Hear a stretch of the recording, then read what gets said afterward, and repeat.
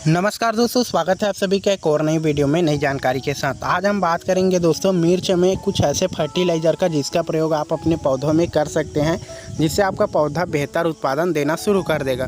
दोस्तों बात कर रहे हैं हम आज चाय पत्ती और जो शैम्पू का ऐसा मिश्रण तैयार करेंगे, ऐसा फर्टिलाइज़र तैयार करेंगे जिसको यदि आप मिर्च के पौधे में डालते हैं तो आपको बेहद ही ज़्यादा अच्छा रिजल्ट देखने को मिलेगा।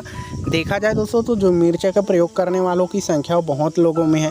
सभी के घरों में मिर्च देखा जाए तो पर्याप्त मात्रा में मिल ही जाता है। सभी के घरों में इनका जो प्रयोग है वो ज़्यादातर किया जाता है, चाहे मसाले के रूप में हो, सलाद के रूप में हो, जिसके कारण जो इनका प्राइस हम देखते हैं तो मैक्सिमम अच्छा खासा बना रहता है।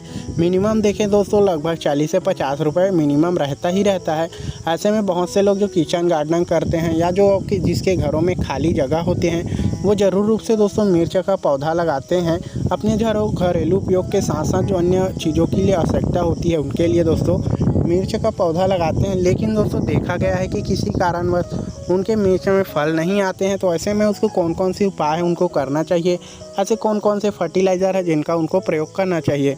तो अभी जो दिन चल रहा है दोस्तों, बरसात का दिन चल रहा है, ऐसे में आपको एक बात विशेष रूप से ध्यान रखें। आप यदि पौधे को गमले में लगाएं तो उसमें पानी का रुकाव नहीं होना चाहिए। यदि आप ज़मीन के सतह पर लगाएं तो तब भी आप पानी के रिसाव को दोस्तों ध्यान दीजिए। जो पानी का बहाव है दोस्तों वो जो पौधे से निकल जाना चाहिए, जिससे जो पौधे का ग्रोथ है वो बहुत ही अच्छा खासा बने रहेगा। क्योंकि जो कि मिट्टी यदि गीला रहेगा तो ऐसे में जड़ गीला रहेगा सदा, तो उससे जो जड़ें है वो सड़ने की जो आशा है, जो उम्मीद है वो बहुत ज़्यादा बढ़ जाती है। जो सड़ने का दिक्कत है वो बढ़ जाएगा। तो आपको दोस्तों इस बात का विशेष रूप से ध्यान रखना है कि जड़ों में पानी आप जाने ना दे। बहुत ज़्यादा पानी का रिसाव होने से जड़ सड़ने लगती है। तो ये था पहला स्टेज। अब बात करेंगे कुछ ऐसे फर्टिलाइज़र के प्रयोग के विषय में जिनका प्रयोग करके आप बेहतर उत्पादन ले सकते हैं। तो सबसे पहले तो सबसे बेहतर और अच्छी खाद गोबर की खाद, जो कि जैविक खाद होती है, उनको आप इसमें डाल सकते हैं। जो कि पौधे के लिए जो भी पोषक तत्व चाहिए वो गोबर या जो जैविक खाद है, केचुआ खाद है, वो मिल जाते हैं। देख सकते हैं मेरे पास कुछ इतनी मात्रा में केचुआ की खाद है, जो गोबर की खाद है वो है।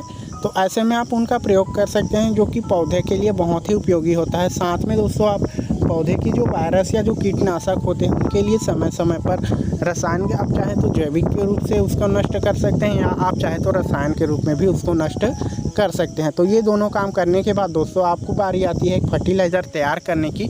तो किस तरह से आप उसको तैयार करेंगे, कैसा उसका उपयोग करेंगे, वीडियो में बने रहिए। तो सभी जानकारियाँ हैं आपके साथ शेयर कर रहे हैं।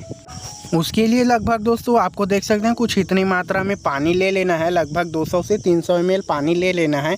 और हम ये जो पौधे के लिए 2 पौधे के लिए बना रहे हैं, तो आपको देख सकते हैं लगभग 5 से 10 ग्राम चाय की पत्ती ले लेनी है, जो कि एक प्रति व्यक्ति इतनी मात्रा में चाय पी लेता है। तो कुछ इतनी मात्रा में आपकी चाय की पत्तियाँ ले लेनी है, पानी में दोस्तों इनको डाल देना है। साथ में देख सकते हैं जो शैम्पू है उनका दोस्तों आपको किसी तरह से एक पैकेट ले लेना है, उसको दोस्तों पानी में आपको डाल देना है। तो चलिए दोस्तों शैम्पू को पानी में फटाफट डाल देते हैं और आपको दिखाते हैं।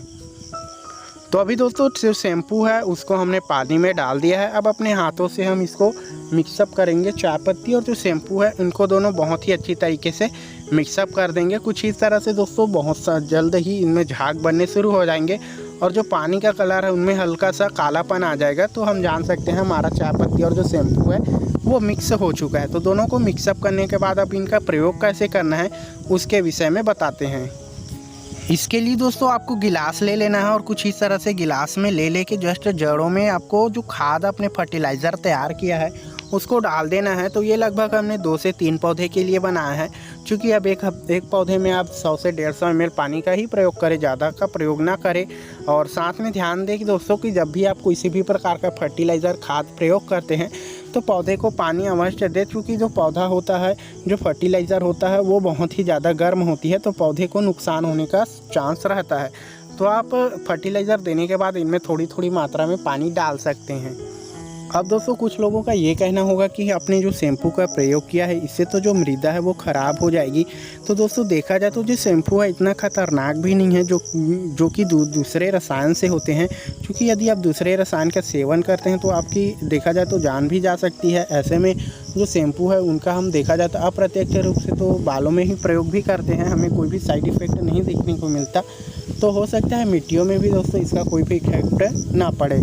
तो आप इसका प्रयोग ज़्यादातर गमले में ही करें। यदि आप मिट्टी में करना चाहते हैं तो भी कर सकते हैं। 1 या 2 पौधे के लिए पर्याप्त, किसी भी प्रकार की जो ज़मीन है वो बंजर नहीं होती है, तो आप 1 या 2 पौधे में, जो मिर्च के पौधे में, इनका प्रयोग कर सकते हैं। और ज़्यादातर आप गमलों में ही प्रयोग करें, क्योंकि आप गमले की जो मिट्टियाँ हैं वो अदल बदल कर सकते हैं। तो ये था एक छोटी सी इन्फॉर्मेशन। आपको इन्फॉर्मेशन कैसी लगी है हमें कमेंट करके ज़रूर बताना। साथ में चैनल पे नए होंगे तो सब्सक्राइब ज़रूर करें। अब बाकी इन सभी फर्टिलाइज़र को डालने के बाद आपके पौधे में कुछ ही दिन बाद बहुत सारे चेंजेस देखने को मिलेंगे। नए नए जो पत्तियां हैं वो आने के देखने को मिलेगी, नए नए तने शाखाएँ आने को देखने को मिलेंगी। तो नई पत्तियां आने के बाद जो इनमें प्रकाश संश्लेषण की प्रक्रिया है वो बहुत तेज़ी से होने लग जाएगा, जिसके कारण दोस्तों पत्तियों में नए नए फूल आने लग जाएंगे। और साथ में जो नमस्कार दोस्तों, स्वागत करते हैं सभी का एक और नई वीडियो में नई जानकारी के साथ। आज हम बात करेंगे दोस्तों मिर्च के विषय पर। मिर्च दोस्तों एक ऐसी फसल है जिनका प्रयोग सभी के घरों में उपयोग